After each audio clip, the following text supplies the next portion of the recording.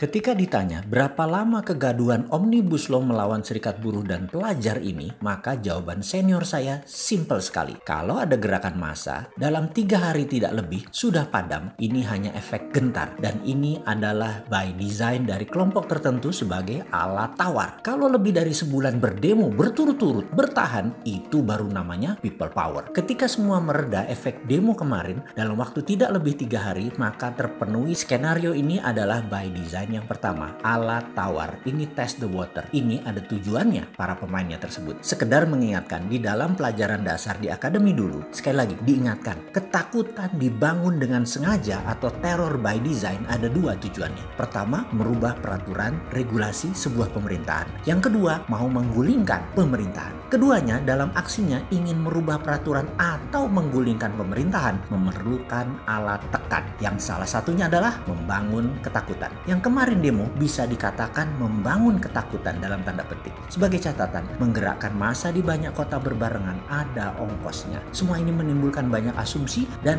jangan asal lempar tuduhan. Oke, kita cukupi dulu. Kita bedah strategi membangun ketakutan ini di lain waktu ya. Kembali kita membahas kalau kita ini pro kepada UKM, pro kepada kaum dasar piramida, bagaimana memasukkan hal yang memang akan menciptakan lapangan kerja baru, cepat meningkatkan kesejahteraan rakyat secara merata dalam regulasi undang-undang. Omnibus Law menurut saya yang kemarin belum sempurna karena belum bisa melaksanakan sila kelima, yaitu keadilan sosial bagi seluruh rakyat Indonesia. Bagaimana kalau urusan bernegara ala kita usulkan untuk dimasukkan strategi pro UKM? Ada 2 usulannya. Pertama adalah mulai sekarang gunakan post accounting system atau post audited system di dalam proses perizinan untuk semua bidang usaha. Maksudnya bagaimana? Sistem sekarang semua izin di depan atau pre-accounting, IMB, BP POM dan banyak lagi sampai sertifikat halal MUI juga harus di depan. Oh ya, urusan sertifikat halal ini mungkin saya karena orang kampung dan tidak mengerti agama jadi suka heran untuk apa sertifikat halal ini. Kenapa nggak sertifikat haram yang MUI terbitkan? Karena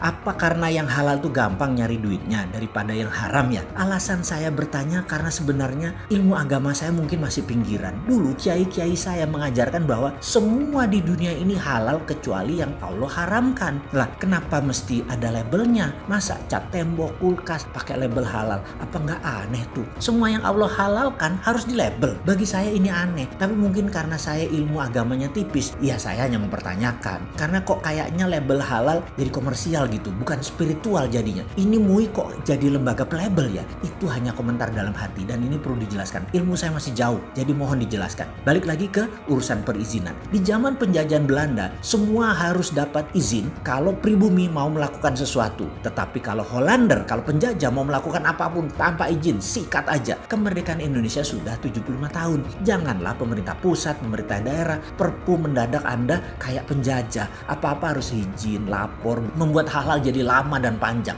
AMDAL lah, HO lah, IMB lah, izin ina itulah. Ini perlu ada. Tapi sekali lagi ada tapinya. Oke, begini biar mudah. Yang low risk dan medium risk nggak usah pakai izin. Kalaupun pakai pre-accounting, yaitu setelah jalan atau sambil jalan. Yang high risk, yang strategik atau yang vital baru memerlukan izin usahanya. UKM itu medium risk dan low risk. Lepas ajalah UKM itu bergerak. Mau buat apapun, BP POM bebaskan. Dan lakukan post accounting, kejar di produknya di pasaran, lakukan tes. Jika ada yang berbahaya, misalnya mengandung merkuri, kimia berbahaya masuk ke tubuh di atas ambang batas, langsung tutup. Kalau masih nakal, tangkap dan penjara 2 tahun. Dengan post accounting ini, maka UKM tumbuh gila-gilaan. Namun tetap akan mematuhi jalur sehat, selamat dan aman bagi konsumen. Juga misalnya mobil listrik, pupuk, makanan dan banyak banget yang bisa bergerak UKM dengan lincah. Karena dulu hal-hal seperti ini dikekang. Sejalan dengan izin post accounting, mengkopi, memalsu, meniru produk asing selama beredar di dalam negeri,